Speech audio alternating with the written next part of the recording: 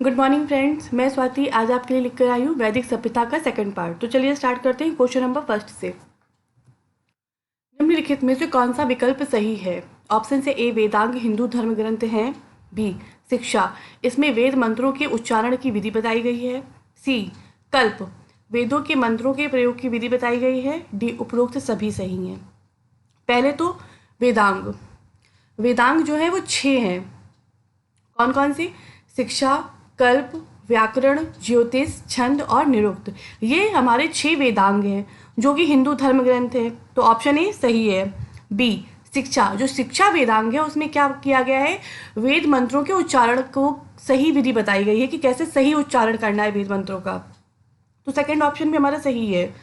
सी कल्प, वेदों के मंत्रों के प्रयोग की विधि बताइए, कौन से वेद मंत्र का प्रयोग किस कर्म में करना है, कहाँ प्रयोग करना है और किस तरह से करना है, ये कल्प में बताया गया है। तो हमारा सेकंड थर्ड ऑप्शन भी सही है। तो इसका वाला हमारा राइट आंसर क्या होगा? डी उपरोक्त सभी सही हैं। क्वेश्चन नंबर सेकंड, कौन सा वैदिक साहित्य पैर के पास बैठने को संदर्भित करता है? ऑप्शन है ए वेदांग, बी उपनिषद, सी आरण्यक, डी ब्राह्मण ग्रंथ। तो हमारा राइट आंसर होगा बी उपनिषद।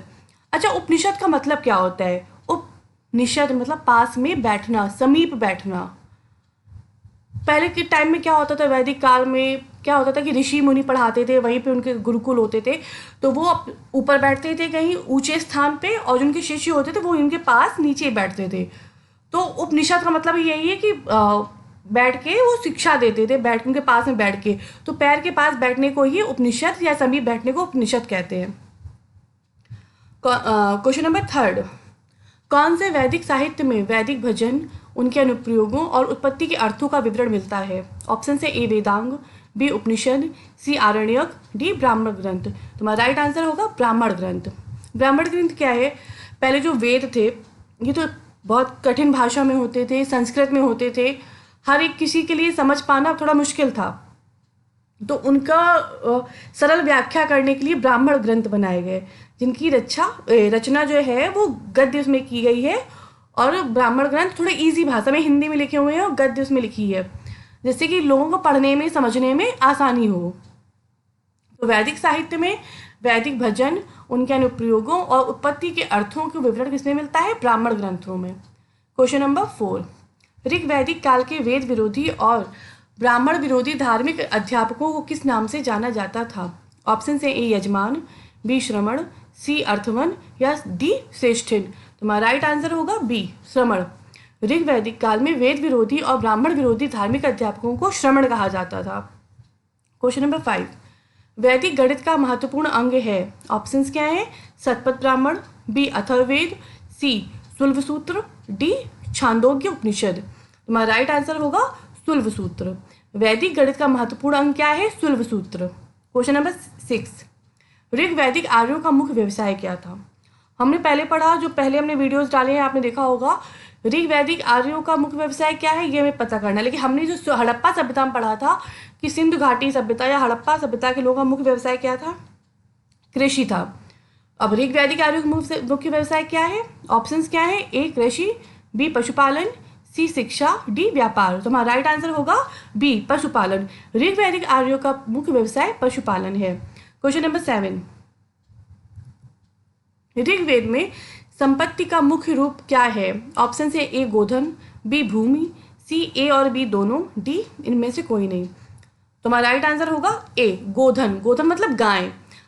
वैदिक काल में या ऋग्वेद के टाइम में क्या होता था, जो लोगों की संपत्ति की गणना गायों से की जाती थी, उन्हें गोधन बोलते थे। जिसके पास जितनी अधिक गायें हैं वो उतना अधिक धनवान माना जाता था। तो ऋग्वेद की संपत्ति का मुख्य रूप क्या है? गोधन, गाय। क्वेश्चन नंबर 8, वैदिक धर्म का मुख्य लक्षण इनमें से किसकी उपासना थी? ऑप्शन है ए प्रकृति की, बी पशुपत की, सी देवी माता की, डी त्रिमूर्ति की। हमारा ऑप्शन राइट आंसर क्या होगा? ए प्रकृति की। वैदिक धर्म के में लोग जो है वो प्रकृति की उपासना करते थे, ये उनका मुख्य लक्षण था। और हड़प्पा सभ्यता या सिंधु घाटी सभ्यता में लोग देवी माता की पूजा करते थे। नेक्स्ट है क्वेश्चन नंबर 9, किस देवता के लिए ऋग्वेद में पुरंदर शब्द का प्रयोग हुआ है? ऑप्शन है ए इंद्र, बी अग्नि, सी वरुण, डी सोम। तो हमारा राइट आंसर होगा ए इंद्र। ऋग्वेद में इंद्र को पुरंदर कहा गया है, पुरंदर शब्द का उपयोग किया गया है इंद्र के लिए। क्वेश्चन नंबर 10, अस्तु माँ सद्गमय तमसो माँ ज्योतिर्गमय मर्त्यो माँ अमृतम गमय कहाँ से लिया गया है? ऑप्शन है ए उपनिषद, बी वेदांग, सी महाकाव्य, डी पुराण। राइट आंसर क्या होगा? ए उपनिषद। अस्तो माँ सद्गमय तमसो माँ ज्योतिर्गमय मृत्योर्मा अमृतम गमय उपनिषद से लिया गया है। क्वेश्चन नंबर 11, प्रसिद्ध 10 राजाओं का युद्ध, दास राज युद्ध जिसको बोलते हैं, ये किस नदी के तट पर लड़ा गया था? ऑप्शन है ए गंगा नदी के, बी ब्रह्मपुत्र के, सी कावेरी के, डी पारुशनी के। तुम्हारा राइट आंसर क्या होगा? डी पारुशनी नदी के। प्रसिद्ध 10 राजाओं का युद्ध जिसे दास राज युद्ध बोलते हैं वो पारुशनी नदी के किनारे लड़ा गया था। क्वेश्चन नंबर 12, न्याय दर्शन किसने को प्रचारित करता है? न्याय दर्शन के प्रचारक कौन थे? किसने प्रतिपादित किया, किसने प्रचारित किया? ऑप्शन है ए चावार्क ने, बी गौतम ने, सी कपिल ने और डी जामिनी ने। तुम्हारा राइट आंसर होगा गौतम ने। महर्षि गौतम ने न्याय दर्शन को प्रतिपादित किया और उसे प्रचारित किया। क्वेश्चन नंबर 13, प्राचीन भारत में निष्क से जाने जाते थे। प्राचीन भारत में निष्क को क्या कहते थे? किस चीज़ को निष्क कहते थे? ऑप्शन है ए स्वर्णाभूषण, बी गाय, सी तांबे के सिक्के, डी चांदी के सिक्के। तो राइट आंसर क्या होगा? ए स्वर्ण आभूषण। प्राचीन काल में स्वर्ण आभूषणों को निष्क कहा जाता था। क्वेश्चन नंबर 14, योग दर्शन के प्रतिपादक कौन है? जो सबको पता होगा। ऑप्शंस क्या है देख लेते हैं। ए पतंजलि, बी गौतम, सी जैमिनी, डी शंकराचार्य। तो हमारा राइट आंसर क्या होगा? ए पतंजलि। योग दर्शन के प्रतिपादक पतंजलि है। क्वेश्चन नंबर 15, उपनिषद काल के राजा अश्वपति शासक थे कहाँ के? ऑप्शन हैं ए काशी के, बी केकय के, सी पांचाल के, डी विदय के। तो हमारा राइट आंसर क्या होगा? बी केकय की। उपनिषद काल के राजा अश्वपति केकय देश के शासक थे। क्वेश्चन नंबर 16, कपिल मुनि द्वारा प्रतिपादित दार्शनिक प्रणाली कौन सी है? कपिल मुनि के द्वारा प्रतिपादित दार्शनिक प्रणाली कौन सी है? ऑप्शन है पूर्व मीमांसा, सांख्य दर्शन, न्याय दर्शन, उत्तर मीमांसा। तुम्हारा राइट आंसर क्या होगा? सांख्य दर्शन। कपिल मुनि के द्वारा प्रतिपादित दार्शनिक प्रणाली है सांख्य दर्शन। न्याय दर्शन किसकी हम लोग पढ़ा था अभी? गौतम ऋषि की। क्वेश्चन नंबर 17, भारत के किस राज्य की खुदाई से लौह धातु के प्रचलन के प्राचीनतम प्रमाण मिले हैं? ऑप्शन है ए तक्षशिला, बी अंतरजी खेड़ा, सी कौसाम्बी, डी हस्तिनापुर। तुम्हारा राइट आंसर क्या होगा? बी अंतरंजी खेड़ा। ये कहाँ पर है? उत्तर प्रदेश के एटा जिले के अंतर्गत आता है ये। क्वेश्चन नंबर 18, चरक संहिता नामक पुस्तक किस विषय से संबंधित है? ऑप्शन है ए अर्थशास्त्र, बी राजनीति, सी चिकित्सा, डी धर्म। तुम्हारा राइट आंसर क्या होगा? सी चिकित्सा। चरक संहिता नामक पुस्तक चिकित्सा से संबंधित है। क्वेश्चन नंबर 19, निम्न में से कौन सा भारतीय दर्शन की आरंभिक विचारधारा है? मतलब भारतीय दर्शन तो बहुत सारे, लेकिन सबके आरंभिक विचारधारा कौन सा? सबसे आरंभिक भारतीय दर्शन कौन सा है? ऑप्शन है ए सांख्य, बी वैशेषिक, सी मीमांसा, डी योग। हमारा राइट आंसर क्या होगा? ए सांख्य। सांख्य दर्शन भारतीय दर्शन की आरंभिक विचारधारा है। क्वेश्चन नंबर 20, सांख्य, योग, न्याय, वैशेषिक, मीमांसा एवं वेदांत, इन 6 भिन्न भारतीय दर्शनों की स्पष्ट रूप से अभिव्यक्ति किस युग में हुई? ये 6 भिन्न भिन्न भारतीय दर्शन है सांख्य, योग, न्याय, वैशेषिक, मीमांसा और वेदांत। किस युग में हुई? ऑप्शन देख लेते हैं। वैदिक युग में, बी गुप्त युग में, सी कुषाण युग में, डी मौर्य युग में। तो राइट आंसर क्या होगा? वैदिक युग में। इन जो भारतीय दर्शन है इनकी स्पष्ट रूप से अभिव्यक्ति हुई वैदिक युग में। कितने भारतीय दर्शन है? 6, सांख्य, योग, न्याय, वैशेषिक, मीमांसा और वेदांत।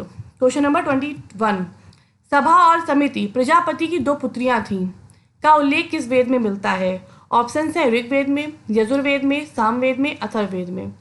तो राइट आंसर क्या होगा? डी अथर्ववेद में। सभा और समिति प्रजापति की 2 पुत्रियां थीं, इस बात का उल्लेख अथर्ववेद में मिलता है। क्वेश्चन नंबर 22, आर्य भारत में संभवतः आए थे, कहाँ से आए थे? वैसे तो देखा जाए इसमें मत अभी भी क्लियर नहीं है, कुछ अलग अलग लोगों का अलग अलग मत है, लेकिन ज़्यादा जो मत है जो बुक्स में मिलता है वो देख लेते हैं। ऑप्शंस क्या है? ए यूरोप से, बी मध्य एशिया से, सी पूर्वी एशिया से, डी अन्य क्षेत्रों से। तो राइट आंसर क्या होगा? बी, मध्य एशिया से। आर्य भारत में संभवतः मध्य एशिया से आए थे। क्वेश्चन नंबर 23, निम्न में से वह कौन सी दस्तकारी है जो आर्यों के द्वारा व्यवहार में नहीं लाई गई? ऑप्शंस हैं ए मृदभांड या पॉटरी, बी आभूषण, सी बढ़ईगिरी, डी लोहार। तो राइट आंसर क्या होगा? डी लोहार। लोहारगिरी जो थी वो आर्यों द्वारा व्यवहार में नहीं लाई गई थी। क्वेश्चन नंबर 24, अनुलोम विवाह क्या है? ऑप्शन देख लेते हैं। ए उच्च वर्ण पुरुष का निम्न वर्ण स्त्री के साथ विवाह, बी निम्न वर्ण पुरुष का उच्च वर्ण नारी के साथ विवाह, सी उच्च वर्ण पुरुष का उच्च वर्ण स्त्री के साथ विवाह, डी निम्न वर्ण पुरुष का निम्न वर्ण नारी के साथ विवाह। तो राइट आंसर क्या होगा? ए उच्च वर्ण पुरुष का निम्न वर्ण स्त्री के साथ विवाह। मतलब अनुलोम विवाह क्या है? जिसमें पुरुष का वर्ण जो है वो ऊंचा हो और स्त्री का वर्ण निम्न हो। और अगर बात करें प्रतिलोम विवाह की, प्रतिलोम विवाह में क्या हो जाएगा? पुरुष का वर्ण निम्न हो और स्त्री का वर्ण ऊंचा हो। अनुलोम विवाह पुरुष का वर्ण उच्च हो, स्त्री का वर्ण निम्न हो। प्रतिलोम विवाह में पुरुष का वर्ण निम्न हो और स्त्री का वर्ण उच्च हो। ये क्लियर रखिएगा थोड़ा सा। क्वेश्चन नंबर 25, ब्रीही शब्द किसके लिए प्रयुक्त हुआ है? ऑप्शंस हैं ए चावल के लिए, बी गेहूं के लिए, सी जौ के लिए, सी डी कपास के लिए। तो राइट आंसर क्या होगा? ए चावल के लिए। व्रीहि शब्द चावल के लिए प्रयुक्त हुआ। क्वेश्चन नंबर 26, निम्न में से कौन सी स्मृति प्राचीनतम है? ऑप्शन है मनुस्मृति, बी याज्ञवल्क्य की स्मृति, सी नारद स्मृति, डी पराशर स्मृति। तो राइट आंसर क्या होगा? ए मनुस्मृति। और मनुस्मृति के रचयिता कौन थे? स्वयं मनु थे। तो सबसे प्राचीनतम स्मृति कौन सी है? मनुस्मृति है। क्वेश्चन नंबर 27, प्राचीनतम पुराण कौन सा है? ऑप्शन से ए मत्स्य पुराण, बी भगवत पुराण, सी विष्णु पुराण, डी वायु पुराण। तो राइट आंसर क्या होगा? ए मत्स्य पुराण। सबसे प्राचीनतम पुराण है मत्स्य पुराण। क्वेश्चन नंबर 28, वैदिक समाज की आधारभूत इकाई क्या थी? ऑप्शन से ए कुटुंब, बी ग्राम, सी विश्व, डी जन। तो वैदिक समाज की सबसे आधारभूत इकाई कौन सी थी? कुटुंब, परिवार। सबसे बेसिक, सबसे आधारभूत इकाई थी कुटुंब। क्वेश्चन नंबर 29, किस वेद में सभा को नरिष्ठ अर्थात सामूहिक वाद विवाद या अनुलंघनीय कहा गया है? ऑप्शन हैं ए ऋग्वेद, बी यजुर्वेद, सी सामवेद, डी अथर्ववेद। तो राइट आंसर क्या होगा? अथर्ववेद। अथर्ववेद में सभा को नरिष्ठ अर्थात समूह वाद विवाद या अनुलंघनीय कहा गया है।